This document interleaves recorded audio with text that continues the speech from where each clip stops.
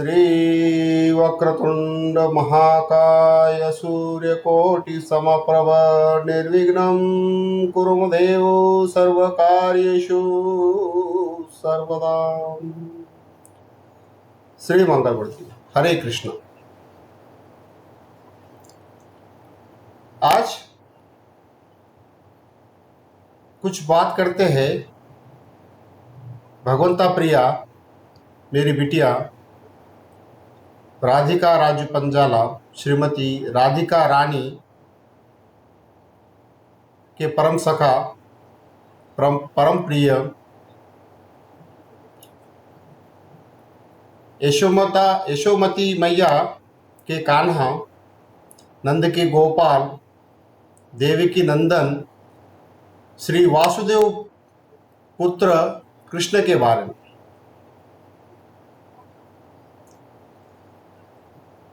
मित्रों, एक क्षण के लिए कृष्ण को भगवंत न मानते हुए अपनी तरह एक सामान्य व्यक्ति मानकर चलते हैं। अब उन्हें सामान्य मान लिया, एक सामान्य व्यक्ति के बारे में अपन बात कर रहे हैं, तो उनसे अपन क्या प्रेरणा ले सकते हैं, उनके जीवनी से क्या सीख सकते हैं और हर परिस्थिति में आनंदमय कैसा रह सकते हैं, उस कला के बारे में और अपने सभोताल में जो लोग हैं उन्हें आनंदमय कैसा रखा जा सकता है, ये कला कोई श्री कृष्ण से ही सीखे। उनके जीवन में जो संकट आए हैं,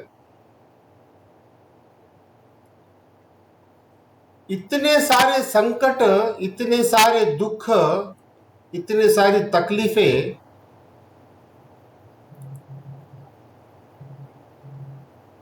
शायद ही किसी महापुरुष या फिर अवतरित कोई भगवंत अवतार में उन्हें इतनी तकलीफें हुई होगी,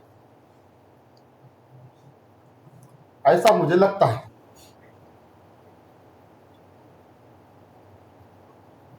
जिस व्यक्ति के बारे में जो गर्भ में आया ही ना हो और उसे कुछ दुरात्मा पहले ही मारने का प्लान बना रही है, तो इससे दूसरा बुरा और क्या हो सकता है। जो जन्म ही नहीं लिया और उसे मारने के लिए एक 10 बाय 10 के कोठड़ी में उनके माता पिता को जंजीरों से जकड़कर अब उसके पैदा होने का रास्ता देखा जा रहा है कि वो कब जन्म लेगा और उसे का मैं कब मर्डर करूं। सोच कर देखिए, इससे बुरा दूसरा और कुछ हो भी नहीं सकता। जन्म हो गया, जन्म होते ही उनको उनके माता से क्षण में ही दूर कर दिया गया। इससे भी कुछ बुरा हो सकता है क्या, सोचिए। माता पहले दूर हो गई, जैसे उनके पिता भर बरसात में यमुना जी उफान पे थी, उन्हें साधारण टोकरी में सर पर रखकर यमुना जी को क्रॉस करने की कोशिश कर रहे हैं। अभी आप ये दिमाग में बिठा लीजिए कि श्री कृष्ण भगवंत नहीं है, वे अपने जैसे एक सामान्य व्यक्ति है, सामान्य बालक है। तो उनपे आए हुए संकटों के बारे में अपन बात कर रहे हैं। ये पहले अपने को थोड़ा समझ लेना चाहिए। भगवत टोकरी में बालक को कृष्ण को रखा, यमुना जी पार कर रहे हैं। कभी भी कौन सी भी लहर आके उन्हें बहा सकती थी, बहा कर लेके जा सकती थी, पर बच गए। जैसे तैसे कर कर यमुना जी पार कर ली उनके फादर जी ने, श्री वासुदेव जी ने।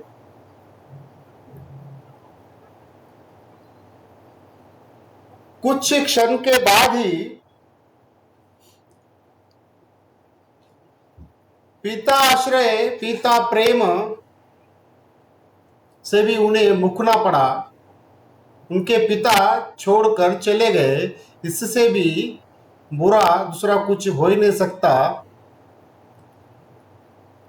जिसके पिता बचपन में ही गुजर गए हैं, उनसे आप थोड़ा ये सवाल प्रश्न पूछ कर देखिए और आपको पता लग जाएगा कि इससे बड़ा वेदना जीवन में कुछ दूसरा हो ही नहीं सकता, जिसके माता पिता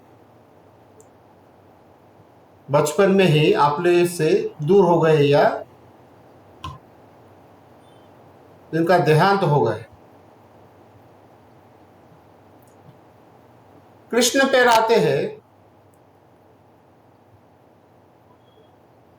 किसी और के पास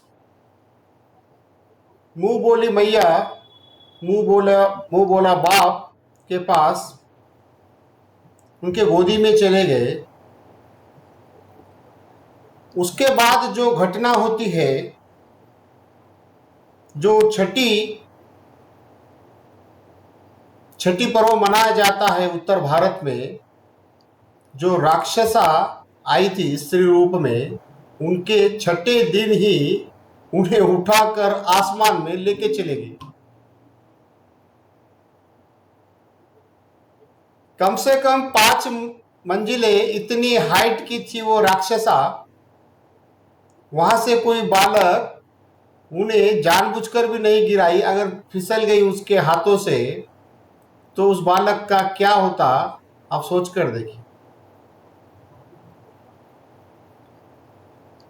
इसी तरह उनके साथ घटना होती रही। कोई हंस राक्षस,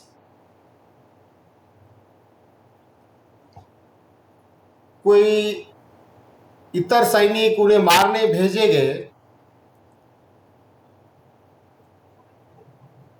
कृष्ण गोकुल में है ये जब उन्हें उनके सखा मामा को पता लगा, तो उन्होंने उनमें जो शक्ति है उन्हें मारने की, जान से मारने की यथाशक्ति उन्हें पूर्ण कोशिश कर दी।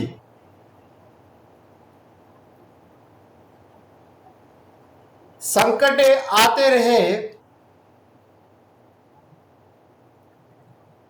और उन्होंने उनका सामना किया। ये संकट ही कम ही थे क्या कि उन्हें उनका गांव छोड़कर वहां से पलायन करना पड़ा नंदगांव के लिए।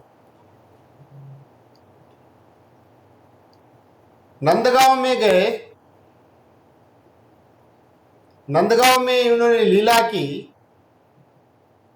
ये सब भूल गए कि कोई अपने को मारने की सदा अपने पीछे पड़ा हुआ है।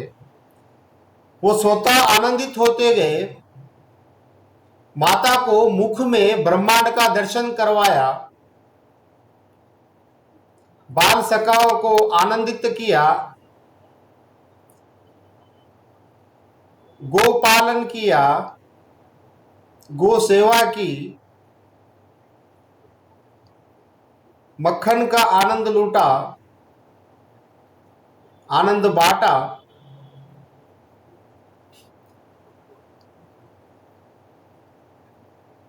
खुद के माता पिता से भी अधिक मुंह बोले माता पिता को उन्होंने प्रेम किया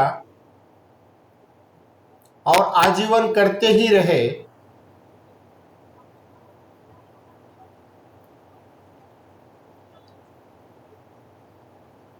कुछ समय के बाद गोपियों के साथ उनका मिलाप हुआ। गोपियों के साथ आनंद उन्हें बांटा। श्रीमती राधा रानी के साथ उनका परिचय हुआ। उनकी मधुर बांसुरी की धुन सुनकर मेरी राधा उनके प्रेम में पड़ गई। तब से आज तक उनके प्रेम में पड़ी ही हुई है। कृष्ण सभी गोपियों को तो प्रेम करते ही थे, पर उनकी प्रिय आराध्या श्रीमती राधा रानी थी, वे उनसे बहुत प्रेम करते थे।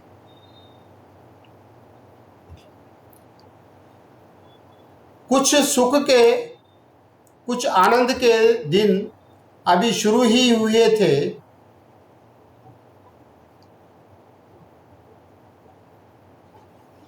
कि अभी उन्हें पता लगता है श्री अक्रूर जी मथुरा से आए हैं। उन्हें कंस मामा ने राज दरबार में कुछ कार्यक्रम के लिए उपस्थित रहने का आमंत्रण दिया है।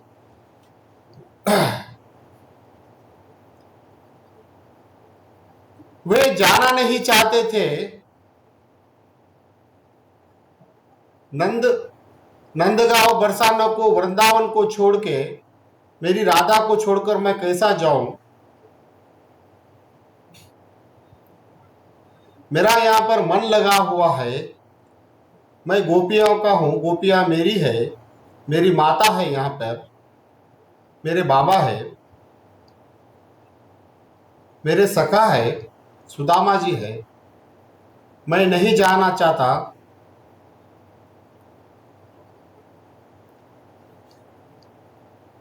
ये उनके मन में था और उन्होंने बोल के बताया श्री अक्रूर जी को। पर अक्रूर जी जो थे वो श्री कंस के सेनापति थे और वो एक साधारण पुरुष नहीं थे। वो एक दिव्य शक्ति थी जिसने भगवंत को, सॉरी, साधारण व्यक्ति कृष्ण के बारे में अपन बात कर रहे हैं, मुझे भी इसका विस्मरण हो गया। कृष्ण को उन्होंने उनके असली माता पिता के साथ उन्होंने क्या किया और किस किस तरह आपको आपके जन्म से पहले ही मारने, जन्म के बाद मारने के लिए जो नाना प्रयास किए, उसके बारे में उन्होंने सब उन्हें ज्ञात करवा दिया। आपका कृष्ण कर्तव्य क्या है, मथुरा के प्रति कर्तव्य क्या है, उसका उन्होंने ज्ञात करवाया। जिस माता पिता को आपने माता पिता मान रखा है वे आपके माता पिता नहीं है, ये सुनकर अपन स्वयं को कृष्ण के जगह पर रखकर थोड़ा सोचिए, इससे बुरा दूसरा और क्या हो सकता है।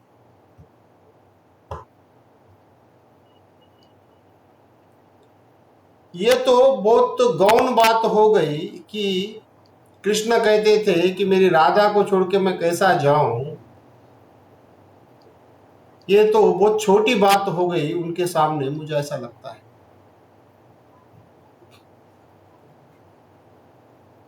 वे तैयार हो गए।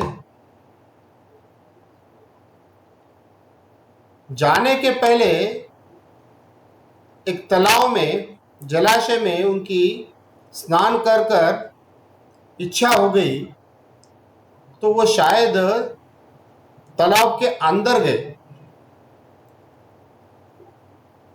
उस वक्त वे तालाब में जो डुबकी उन्होंने मारी, काफी देर तक अंदर थे, शायद उन्होंने खूब रोया होगा।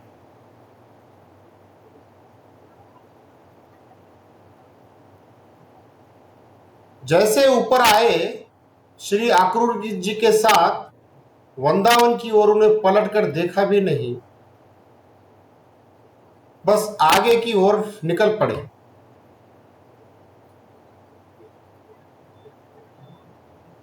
उन्होंने मन में यह ठान लिया था शायद कि अपना कर्तव्य पथ पर अपना धर्म क्या कहता है उस पर चलना ही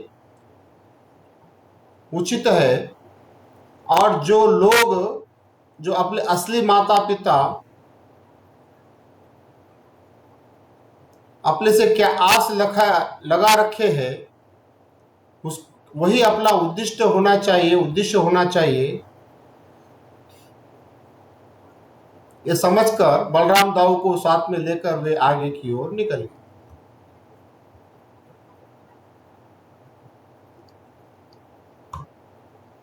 राधा कृष्ण कहकर संसार राधा कृष्ण नाम कलकत्ता रसगुल्ला माफक है और अपन चीटियां है, वो रस भक्तजन अनंत काल से पाते ही आ रहे हैं। तो कितना प्रेम किया होगा राधा को कृष्ण ने।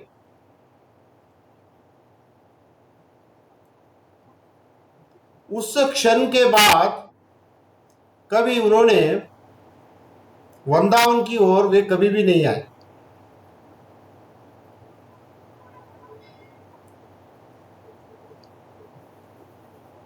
कंस साक्षात अपने हाथों से कृष्ण का वध करना चाहता था। इससे बुरा और क्या हो सकता है जो मामा खुद ही भांजे को अपने खुद के हाथों से मर्डर करने का भाव रखता होगा। इससे बुरा दूसरा कुछ हो नहीं सकता। मल्लयुद्ध किया कृष्ण ने मामा जी के साथ और मामा जी का वध किया।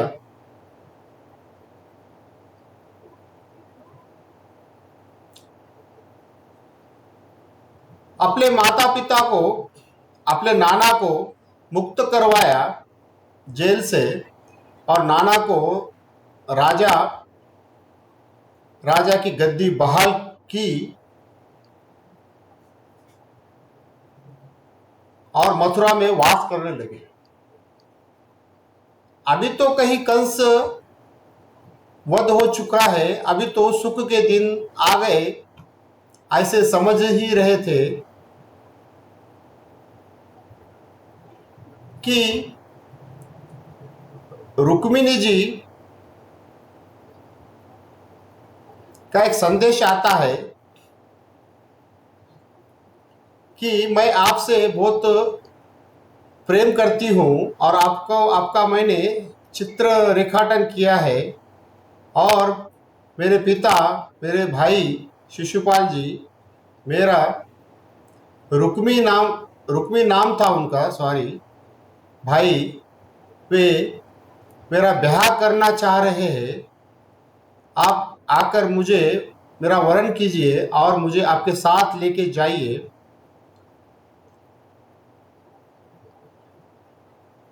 नहीं तो मैं आत्महत्या सुसाइड कर लूंगी, क्योंकि मैंने आपको मन से अपना पति मान रखा है।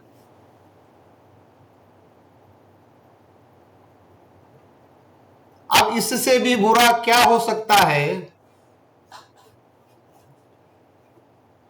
कृष्ण तो राधा को प्रेम करते थे। अब तो वो स्वयं ही राजा समान है। वो चाहे तो राधा से विवाह कर सकते थे, क्योंकि प्रेम तो उनसे, उनका पहला प्रेम, आखिरी प्रेम, जो भी श्री संत मुखों से अपन ने सुना है, आप अपन सब ज्ञात है।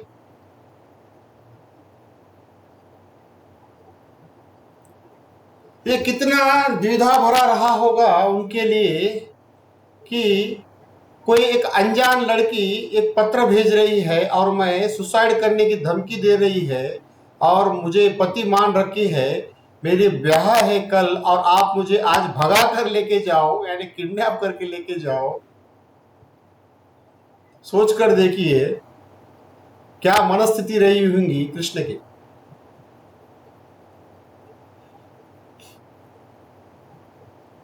ये तो एक बाजू हो गई, दूसरी बाजू राधा के बारे में भी निश्चित ही सोचा होगा उन्होंने। अरे मैं तो प्रेम तो राधा से करता हूं और अभी रुक्मिणी को अगवा करने के बारे में सोच रहा हूं, वो शायद बहुत, इससे भी बुरा कुछ हो नहीं सकता, ऐसा मेरे दृष्टि से लगता है।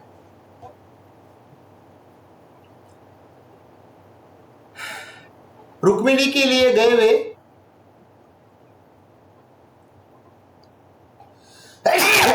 सॉरी, रुक्मिणी का साक्षात किडनैप किया उन्होंने, अगवा किया।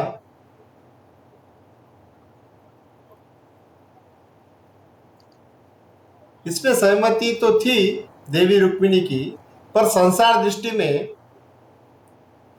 तो उनके फादर, उनके ब्रदर जी रुक्मिणी तो यही कहेंगे कि कृष्ण ने भगा कर लेके गया मेरी बेटी बहन को। तो मैं इसलिए वो शब्द यूज किया हूं, समझ लीजिए।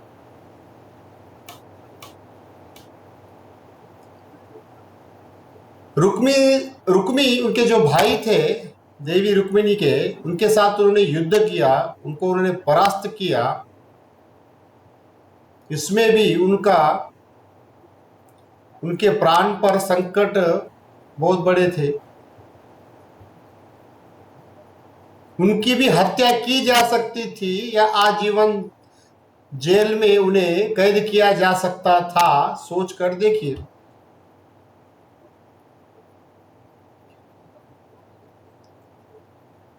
रुक्मिणी के साथ संसार शुरू किया, बेटा प्रद्युम्न हुआ। बेटा प्रद्युम्न होते ही उसका भी अपहरण हो गया। इससे भी दूसरा बुरा क्या हो सकता है, सोच के देखिए।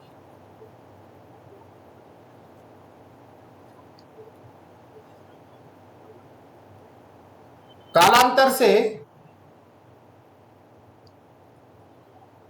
जिस रुक्मिणी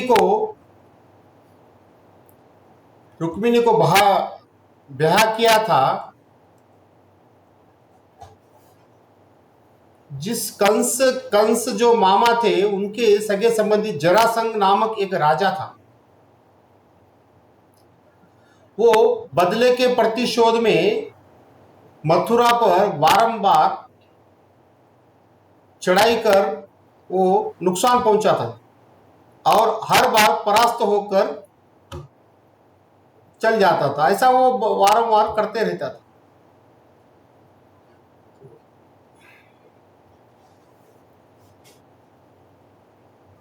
उसके इस कारनामे की वजह से जो मथुरा में जो जन सामान्य लोग रहते थे, उन्हें भी काफी हानि पहुंचा करती थी।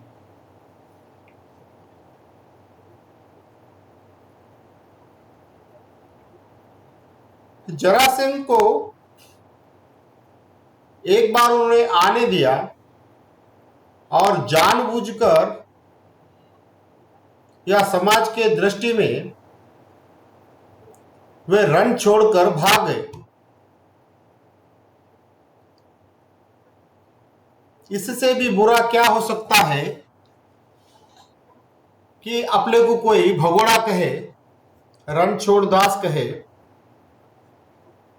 ये लांछन भी उन्होंने लिया। द्वारका में गए,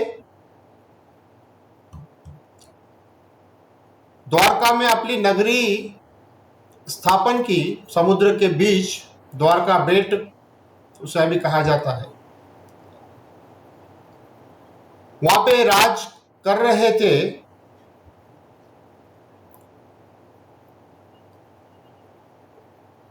उनका एक पुत्र सांब।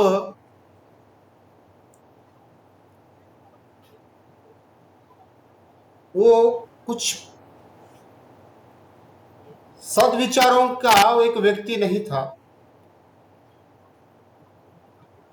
तमोगुण से सदा उसकी बुद्धि व्याप्त रहती थी।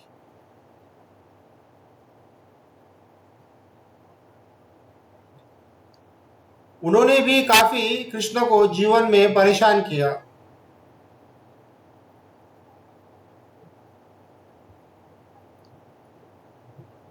एक हीरा था। हीरा स्वयं राजा होने पर भी राजा पर किसी का मर्डर कर कर वो हीरा चुराने का लांछन भी उन पर लगा।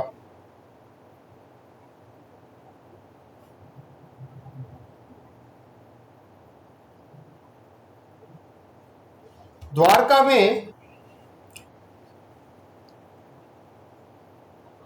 उनके जो पुत्र थे, सगे संबंधी थे, एक एक बीवी को 8-9 ऐसे पुत्र थे।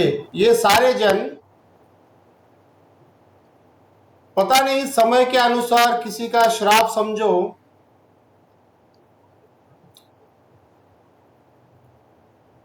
अपन अपने बुद्धि से सोच सकते हैं, पर वे सब जनों आपस में ही लड़ने लगे।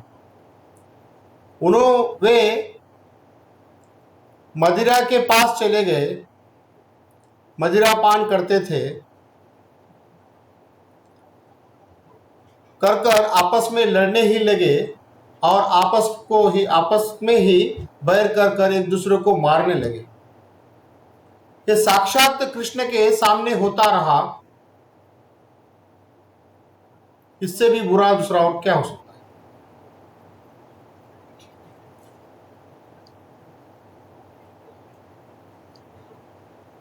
पांडव के पक्ष के श्री कृष्ण थे। उनके वास्ते आजीवन वे खड़े रहे। भगवत गीता का ज्ञान दिया अर्जुन को, संसार को। दुर्योधन उनके पिता वे राजा, ये उनका साम्राज्य काफी बड़ा था और पांडव एक सामान्य व्यक्ति के तौर पे थे। उनके पास कुछ ऐसा धन संपत्ति या सैनिक साम्राज्य ऐसा कुछ न था।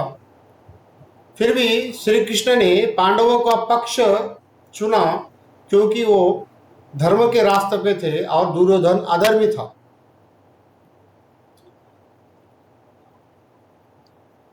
अधर्मी होगा वो अपने स्वभाव से, पर ताकतवर था।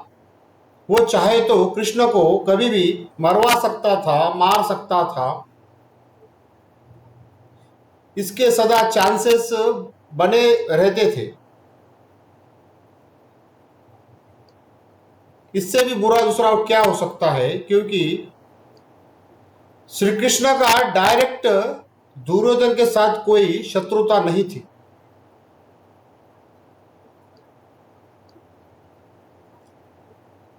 धर्म अधर्म की लड़ाई में श्री कृष्ण धर्म का साथ देना चाहते थे। ये उनके मन में था, चाहे इसके लिए अपने प्राण भी चल जाए, मुझे उससे फर्क नहीं पड़ता। ऐसी उनकी सोच थी।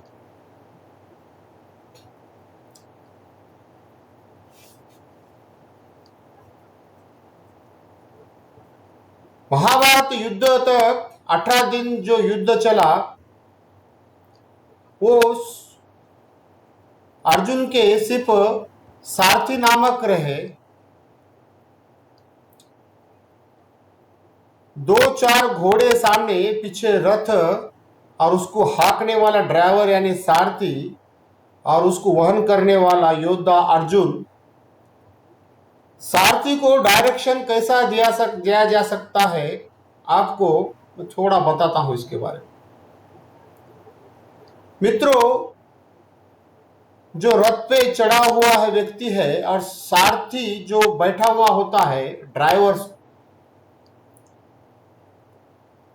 उसको उनके बीच में जो रहता है, वो जो संभाषण रहता है वो मुंह से नहीं रहता, जबान से नहीं रहता, भाषा में नहीं रहता, वो पैरों से स्पर्श कर कर, ये एक कोड लैंग्वेज है, उस द्वारा रुकना, चलना, फास्ट जाना, दाएं मोड़, बाएं मोड़, ये एक ज्ञान है।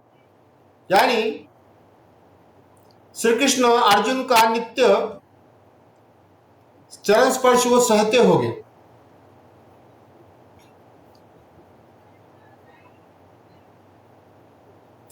भगवंत साक्षात अनंत ब्रह्मांड का मालिक श्री कारणोदक शाही महाविष्णु जी अपने भक्त का चरण स्पर्श उनका हो रहा है, लात मारकर उन्हें डायरेक्शन दिया जाता होगा, तो इससे बुरा दूसरा और क्या हो सकता है संसार में।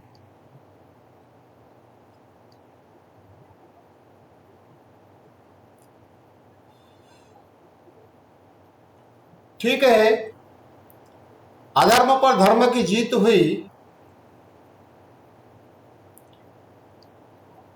धर्म जीत गया, पांडव जीत गए, श्री द्रौपदी का कसम का निवारण हो गया, दुशासन के रक्त से उन्होंने अपने बाल धोए, दुर्योधन की भीम ने जंगा तोड़ दी,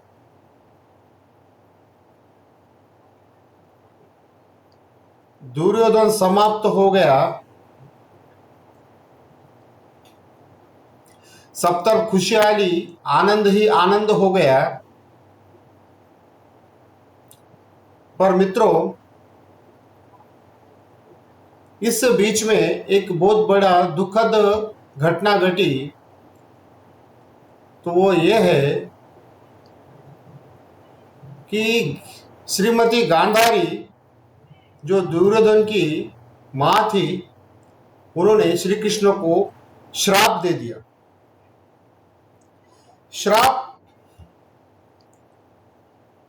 पहले लोग सत्व गुणों में रहते थे, साधना भक्ति ध्यान करते थे, और उस वक्त का नियम रहा होगा, आशीर्वाद श्राप इनको बहुत ज्यादा महत्व रहा होगा समय अनुसार। गांधारी ने श्राप दिया कि जैसा मेरा कुल तुमने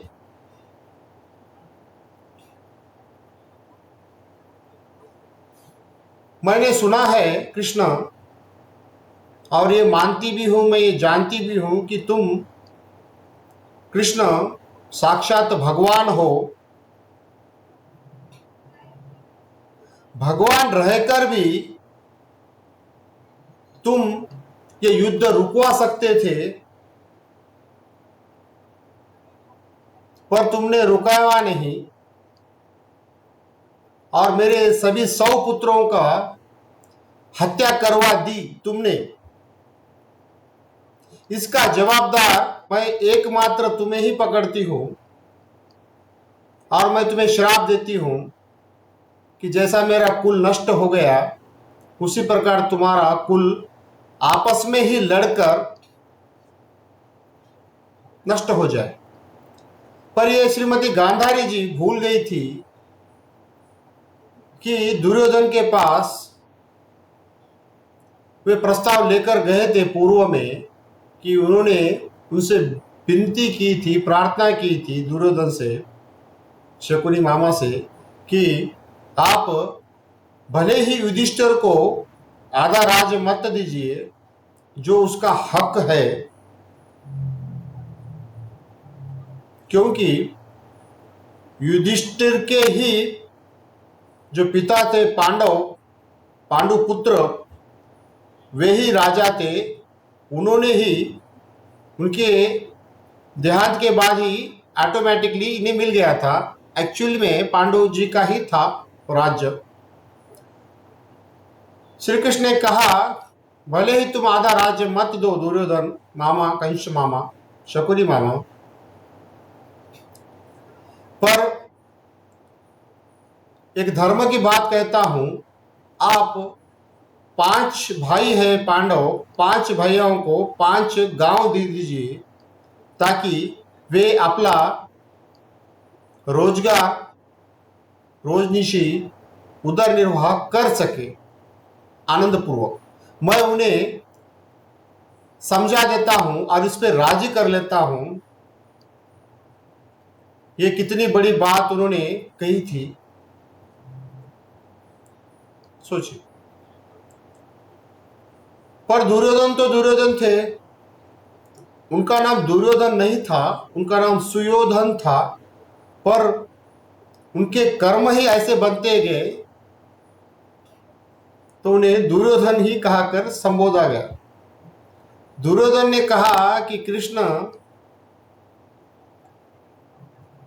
5 गांव तो क्या, सुई पे के नोक जो होती है उतनी में भी जगह मैं उन्हें नहीं दूंगा। क्या करना है तो कर लो। पर खुला उन्होंने चैलेंज दे दिया।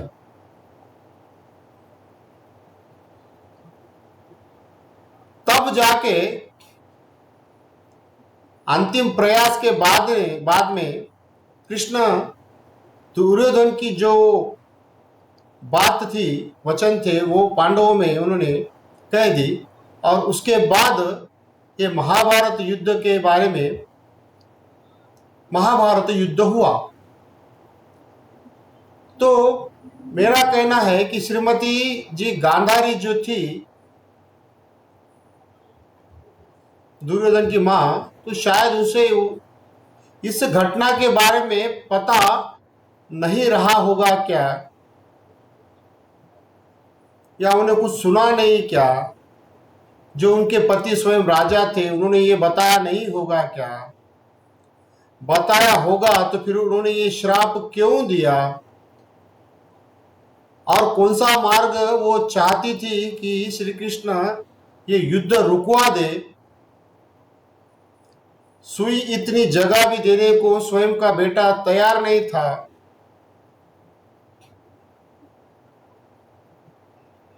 किस प्रकार की आशा कर रही थी श्रीमती गांधारी जी,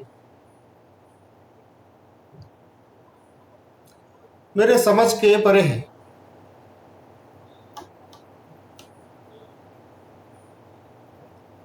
किसी का झगड़ा, संपत्ति वारस का वाद, 2 परिवार में कलह, पर श्री कृष्ण, मैं धर्म का साथ दूंगा, धर्म जिधर है उधर मैं हूं, ये उनके वचन।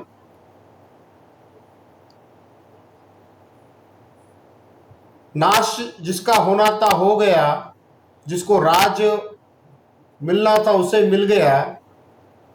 पर श्री कृष्ण को इस महाभारत युद्ध से सिर्फ श्राप मिला, और उन्होंने उसे ग्रहण किया तथास्तु कहकर।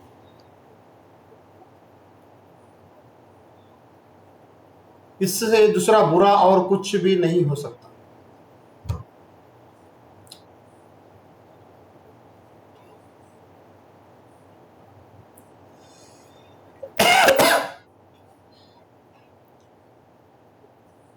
कृष्ण राधा की ओर कभी भी बाद में जा नहीं सके।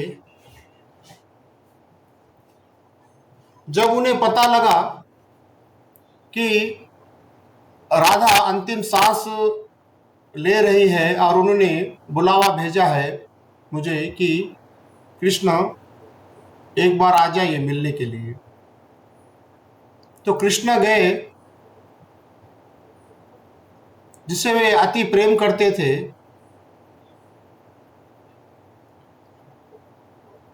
वे राधा उनके गोद में ही उनकी मुरली सुनते हुए ही उन्होंने प्राण त्याग दिया। इससे भी दूसरा और कुछ बुरा हो नहीं सकता।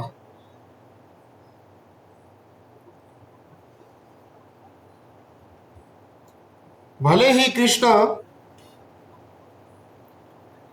राधा को शारीरिक रूप से जाके मिल नहीं पाए होंगे, कुछ वजह रही होगी,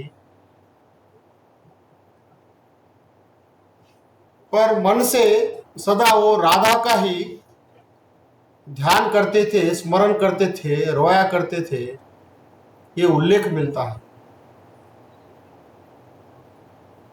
जो श्री उद्धव, जो उनके कजिन थे,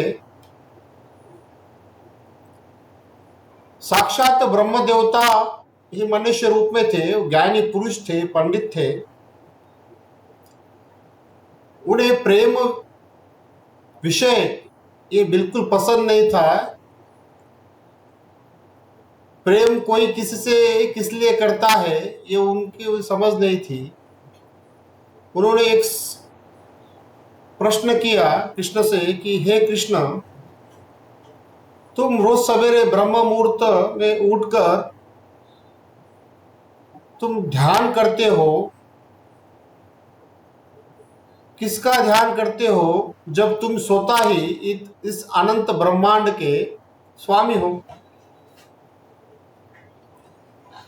शायद उनका प्रेम रहा होगा उद्धव जी का, जो उन्होंने ये वाक्य कहे, क्योंकि अपन तो समझ रहे हैं श्री कृष्ण एक साधारण व्यक्ति है।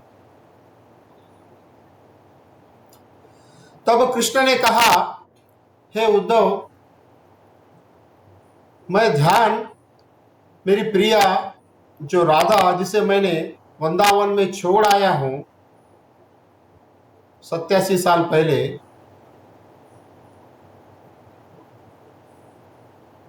मैं नित्य उसी का स्मरण करता हूं, ध्यान करता हूं, और उन्हें याद कर कर रोया करता हूं। मैं मेरे इस स्थिति की वजह से मैं उनके पास जा नहीं सकता, इसका मुझे दुख है। जो कुछ भी मेरे साथ बुरा हुआ, जो भी मेरे साथ दुख हुए, इस राधा रानी मेरी प्रिया से दूर रहने के दुख के सामने सब नगण्य है।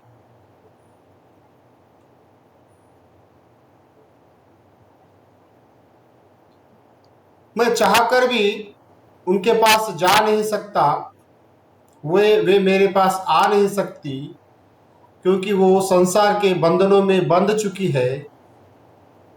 समाज इसकी परमिशन नहीं देता। मेरी राधा वैसा कर नहीं सकती, मैं कर नहीं सकता। समाज, संसार मेरी राधा पे लांछन लगा सकता है, तो मैं उनसे दूर रहकर मैं उनके याद में आंसू बहाता हूं, और वे मेरे से दूर रहकर वे आंसू बहाते हैं। इससे दूसरा कुछ बुरा दुखद नहीं हो सकता उद्धव।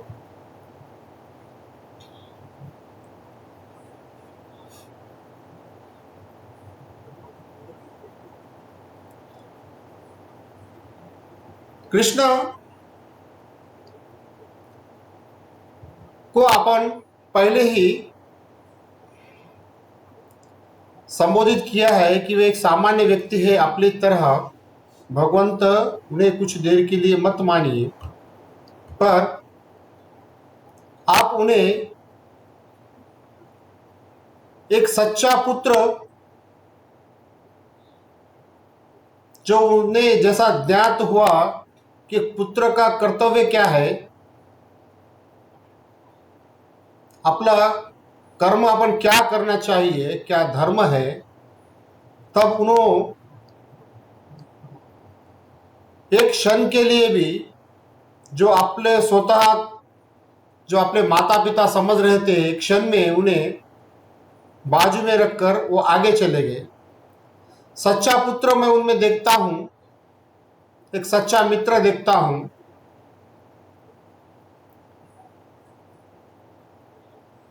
श्री सुदामा के बारे में वाक्य, श्री कृष्ण के जीवने के बारे में मैं कितना भी बोलते जाऊं तो वो कम ही है, पर जो गुरुदेव भगवान ने जो बुद्धि दी है, कुछ बोलूंगा, कोशिश करता हूं। मैं उनमें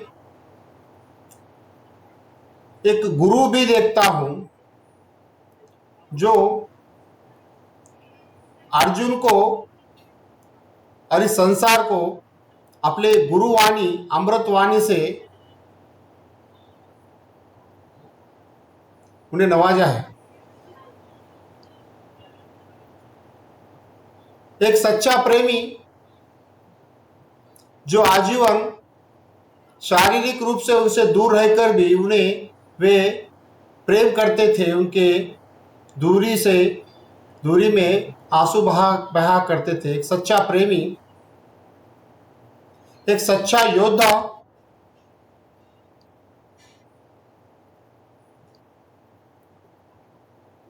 एक सच्चा ताकतवर पुरुष, सर्वशक्तिमान। सर्वशक्तिमान इसलिए कि शिशुपाल जो उनके बुआ के बेटे थे, उन्हें पता था कि मेरी शक्ति अपार है, फिर भी मैं इसे क्षमा ही करते आऊंगा।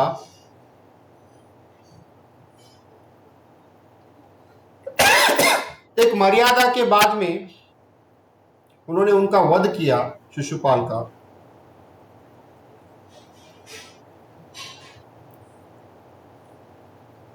एक राजा,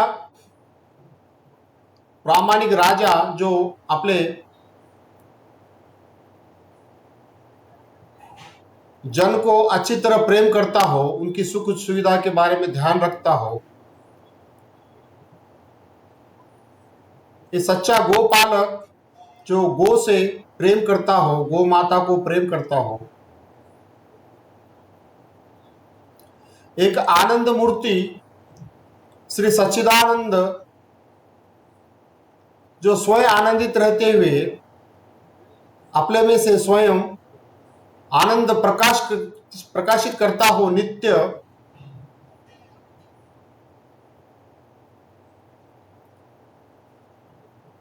एक स्वीट डिश जो सदा मिठास देती है के तौर पर मैं देखता हूं।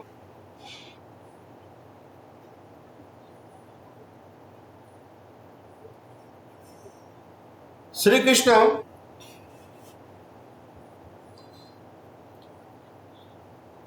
ये जो सारी जो घटनाएं हुई, इससे आपको थोड़ा मन में संशय आ सकता है कि ये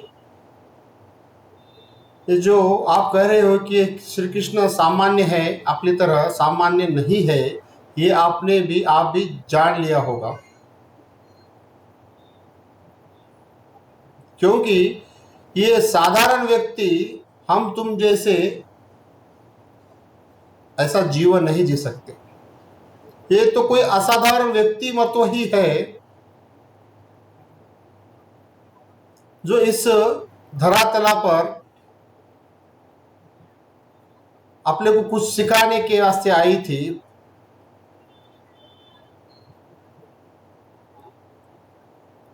इस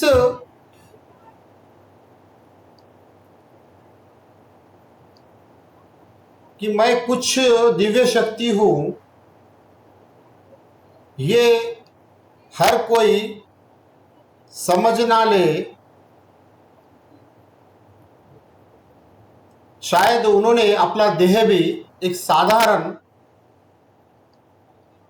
घटना के कारण छोड़ा रहा होगा।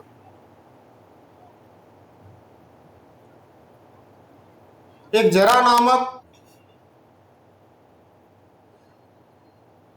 शिकारी शिकार समझकर जो श्री कृष्ण जो विश्राम मुद्रा में थे उनके अंगूठे में उन्होंने बाण मार दिया। शिकार समझकर उनके अंगूठे में घुस गया। अंगूठे को उस बाण ने चीर दिया और वो जख्म बढ़ते गई। उसी वजह से उनका देहांत हो गया। ऐसा अपन समझ सकते हैं।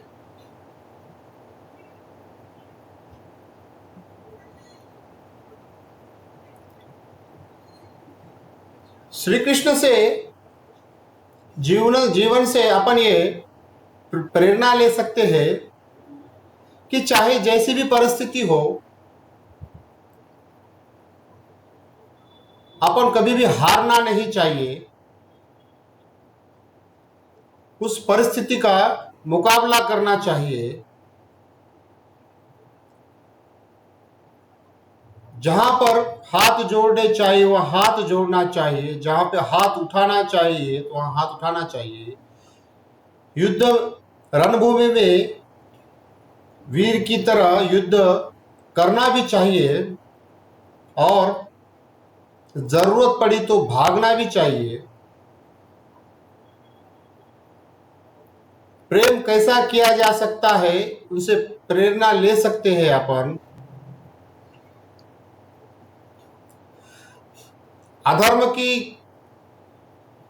अधर्म को कैसा खत्म किया जाए, धर्म का कैसा साथ दिया जाए, चाहे परिस्थिति जैसी भी हो,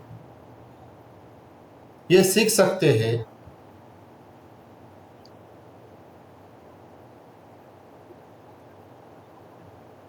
श्री कृष्ण निश्चित ही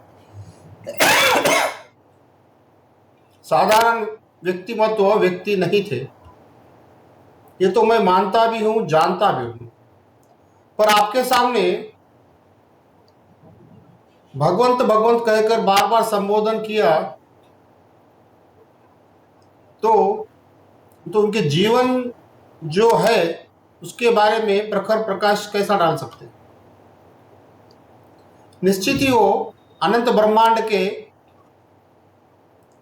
मालिक ही है, वही परमात्मा है, वही निराकार शक्ति है जो इस संसार में पुरुष रूप में श्री कृष्ण के रूप में अवतरित हो चुकी है और वो नित्य है।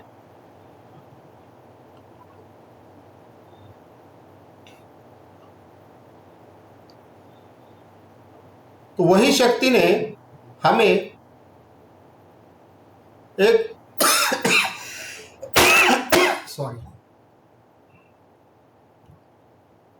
एक आज्ञा की है, एक आदेश की है कि मेरा नाम पहले मत जपिए,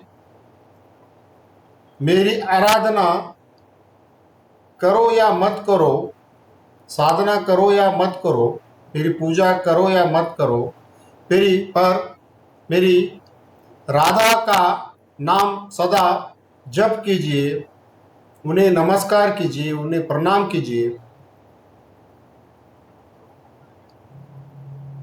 आपकी भक्ति राधा के प्रति ही रहनी चाहिए, साधना राधा के प्रति ही रहनी चाहिए। उन्हीं से प्रेम कीजिए आप, तो मैं आपके पीछे पीछे दौड़ा चला आऊंगा।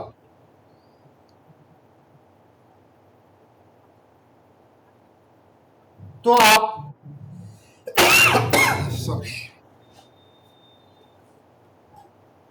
हम सब श्री कृष्ण को परमात्मा अगर मानते होंगे